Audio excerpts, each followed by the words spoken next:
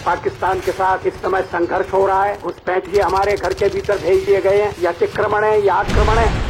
इन पाकिस्तानियों को जिंदा मत छोड़ना, मेरी फिक्र मत करो, मैं बिल्कुल ठीक हूँ, एक घायल भारतीय सैनिक ने अपने साथियों से कहा। अपने गहरे घाव देखकर उसे यकीन हो गया था कि अब उसका बचना नामुमकिन है, पर वो खुश था क्योंकि आज वो भारत माता के लिए शहीद होने जा रहा था। पर जैसा उसने सोचा था वैसा नहीं हुआ। उसके देखते ही देखते आसमान से एक चीता हेलीकॉप्टर नीचे उतरा, जिसमें उसे हॉस्पिटल ले जाया गया और उसकी जान बचा ली गई। दोस्तों, इस हेलीकॉप्टर की पायलट और कोई नहीं बल्कि गुंजन सक्सेना थी।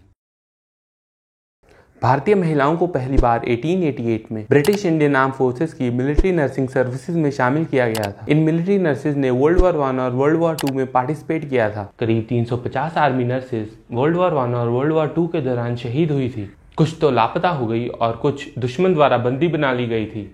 वहीं दूसरी और कुछ भारतीय ओरिजिन की ऐसी महिलाएं भी थी जिन्होंने कभी भारत को देखा तो नहीं था, पर उसको आजाद करवाने के लिए अपने सर पर कफन बांध रखा था। ये महिलाएं कोई और नहीं, नेताजी सुभाष चंद्र बोस की इंडियन नेशनल आर्मी की रानी झांसी रेजिमेंट की सैनिक थी। रानी झांसी रेजिमेंट की कैप्टन रह चुकी लक्ष्मी सहगल ने एक इंटरव्यू के दौरान बताया था कि नेताजी को इस रेजिमेंट का नाम रानी झांसी रेजिमेंट रखने की प्रेरणा एक अंग्रेज द्वारा लिखे आर्टिकल से मिली थी, जिसमें उसने लिखा था कि अगर भारत में रानी झांसी जैसी 1000 महिलाएं होती तो शायद भारत कभी अंग्रेजों का गुलाम नहीं बनता।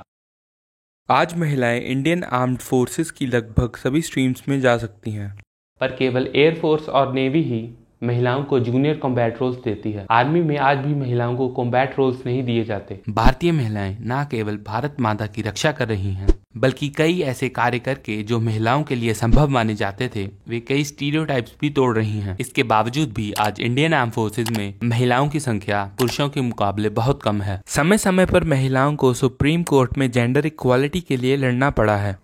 रिसेंटली महिलाओं को इस लड़ाई में बड़ी जीत हासिल हुई है। सरकार ने अब महिलाओं को परमानेंट कमीशन और एनडीए एग्जाम देने के लिए एलिजिबल कर दिया है। Well, with that, there's some big breaking news which is coming in. The Supreme Court has allowed women candidates to take exams for the National Defence Academy. इस वक्त की सबसे बड़ी खबर आपको बता दें, नेशनल डिफेंस एकेडमी यानी एनडीए और नेवल एकेडमी में अब महिला कैडेट्स भी दाखिला ले सकेंगी।